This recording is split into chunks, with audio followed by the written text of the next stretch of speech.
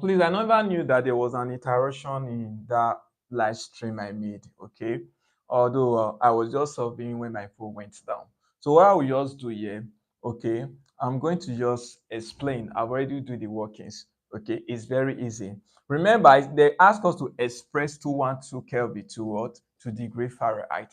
Now I said you can solve it in two ways. You can solve it in two ways. Now, if you know this formula of art, okay, to be more easier for you. But if you were not able to remember this formula, yeah, okay, what you do, okay, since you can remember these two, you know how to convert your Kelvin to degree Celsius. What you do, just convert this very value first to degree Celsius. The answer you got in your degree Celsius, substitute it into this place and to get your degree what? Fahrenheit. But if you are using this formula direct, just substitute your Kelvin into this formula to get your degree what? Fahrenheit. Now using this last formula here, our Kelvin here is sitting as 212. So in place of Kelvin, using this formula, we substitute 212. What do we do here? We cross multiply. So this, we have it here. This times this, 212 times 9 is 0. So 212 times 9, we have 1908. Okay, so this time around, since you are looking for degree Fahrenheit, what do you do here? You make a degree Fahrenheit the result of the formula by collecting lightens. When this one is crossing over to the other side, become what? Negative, because it's positive here. Okay, so that's why we're having 1908 minus 2297. And if you subtract this, we are going to have minus 389. So what do you do? To get your degree Fahrenheit, what do you do? Divide both sides by 5. So if you divide by 5, so minus 389 divided by 5, we have minus 77.8 degree Fahrenheit.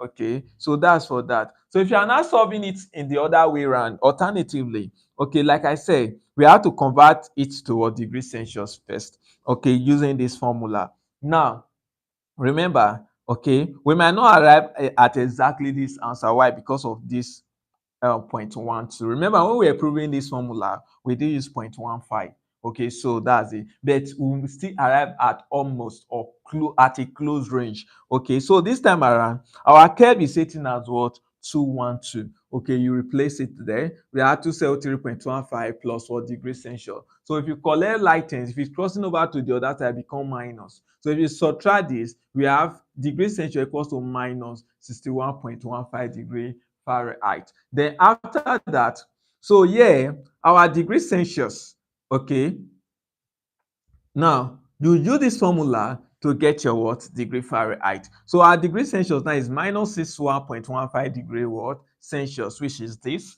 okay. Then what do? You open all the bracket. 5 times degree Fahrenheit, 5 degree Fahrenheit. 5 times minus 32 is minus 160. They're all over 9. So what do you do here? You cross multiply. So if you cross multiply, we have 5 degree Fahrenheit minus 160 equals to then minus 61.15 times 9. We have it here. And if you multiply, we have minus 550.35. So what do you do there? You collect like things. If your minus 60 is crossing over to the other side, to the right hand side, it becomes what?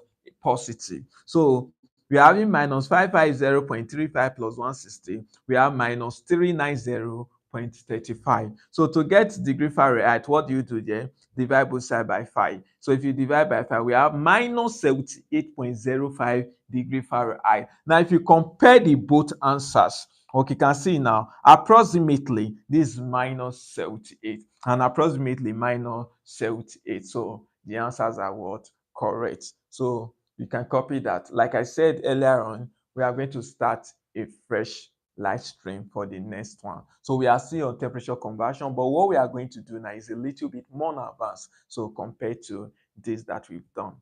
Okay. Thank you very much.